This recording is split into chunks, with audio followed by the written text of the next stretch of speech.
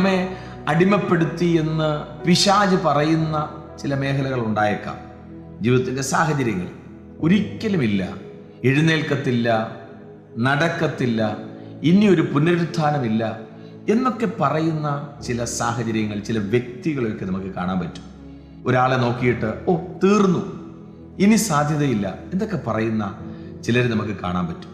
എന്നാൽ യിരെമ്യാ പ്രവാചകന്റെ പുസ്തകത്തിൽ പറയുന്ന ഈ ദൈവവചനം എത്ര ബലവാൻ, എത്ര ശക്തനായവൻ എവിടെയൊക്കെ ഒതുക്കാൻ നോക്കുന്നു, അവിടെ ഒന്നും നമ്മെ ഒതുക്കാൻ പറ്റത്തില്ല. കാരണം എല്ലാറ്റിനേക്കാളും ബലവാനായവനാണ് നമ്മുടെ ദൈവം. ആ കർത്താവ് കൂടെ ഉണ്ടെങ്കിൽ, ആ ബലവാൻ കൂടെ ഉണ്ടെങ്കിൽ, ഗോലിയാത്ത് വെല്ലുവിളിച്ചാലും നെബൂഖദ്നേസർ വെല്ലുവിളിച്ചാലും പ്രവാസത്തിനകത്തിട്ട് എത്രയൊക്കെ ദണ്ഡിപ്പിച്ചാലും ഒരു ദിവസം പുറത്തെടുക്കുന്ന ദൈവമുണ്ടെന്ന് വിശ്വസിച്ച്